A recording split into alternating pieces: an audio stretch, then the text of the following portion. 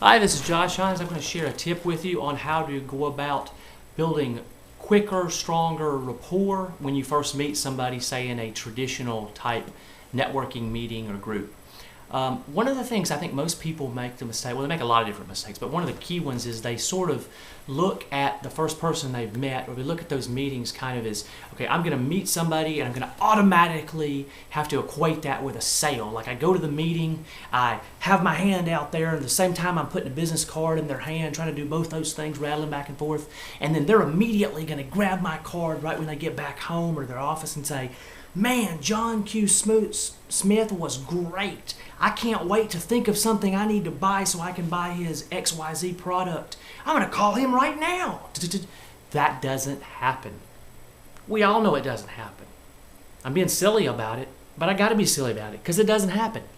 What happens is, and why these meetings can be particularly effective, is you have to understand that when somebody has a need for your product or service, or they know somebody who has a need for your product or service that you offer, you want to have what I like to call positive mind share, which is simply to say that when they have a need for a product or service, or somebody tells them, hey, do you know anybody that offers this or as a product or service, that you come to mind. They say, you know what, I met John Q. Smith or Mary Peters here, and they made such an impact on me, I bet they'd be a great person to put you in touch with. Or when they have a need, as I mentioned, for that product or service that you offer, they think, John Q. Smith and Mary Peters, boy, either of those people would be great. I would be completely comfortable to do business with. So that's how you get positive mind share. And that's kind of where having positive mind share in people's thoughts, being the person that people think about when they have a need, is so powerful. So now let me give you a great idea and strategy for making that possible. Kickstarting what hopefully will become a great win-win relationship with the people that you meet.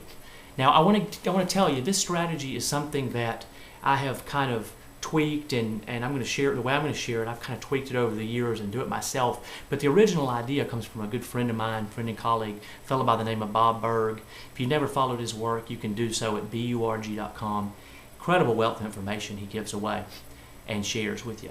Well, so say for example I'm at a meeting, maybe it's I've just given a presentation, or it's before presentation when I'm going to speak somewhere, what have you. I like to get out and actually connect with and meet the people that are in the audience. So say it's in that kind of situation, or maybe it's just a formal networking meeting, something like that I'm attending, what have you, it doesn't matter. So I meet somebody, I meet a person, I am completely, I actually have to remind myself to do this sometimes, not so much now because it's kind of internalized, but originally I would have to remind myself, it's not about you, Josh, it's about them.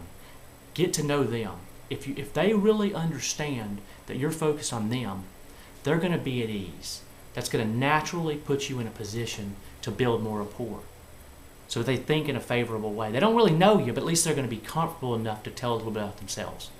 They're not thinking of themselves, man, this person just wants to he just wants something from me. No. So they're more at ease.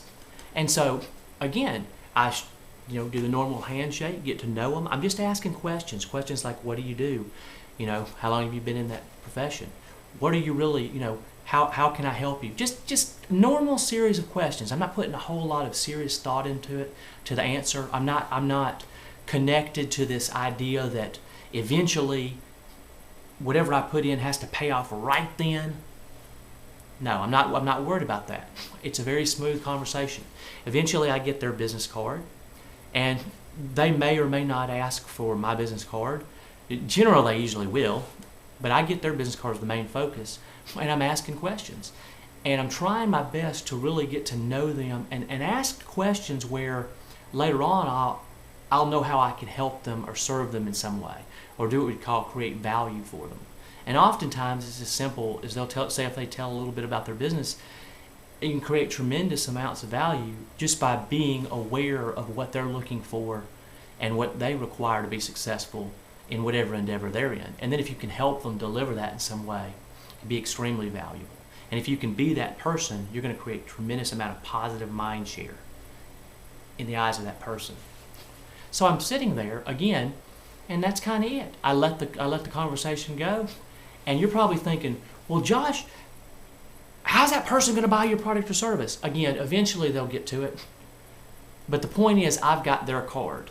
I don't really care if they have my card. Now, I will say this. While I don't go out of my way to give the card, oftentimes they'll ask for one. I don't go into robot mode and start saying, I'm sorry, I do not have a card for you. I only want your card. Because that's going to creep them out. It creeped me out. I'm sure it'd creep you out. The whole point is let the conversation flow. So I've got their business card. And then after the meeting, I'm going to take my phone out and I'm going to take a second to send them an email. Basically just going back over what we talked about really briefly. I'm not laying out an entire document. I'm not stalker mode, none of that nonsense. I'm basically just saying, hey, it was great meeting you. You know, I'm out in the marketplace a lot, meeting different people. I'll definitely keep my eyes peeled for opportunities and connections and resources that might help you. And then I'll just sign it off, keep in touch. Josh Hinds. Not all the time, but a lot of the different times, people will actually write me a note back and they'll say, I can't believe how quickly you took the time to drop a note to say hello. Again, it's not an agenda-filled note. No agenda, simple connection.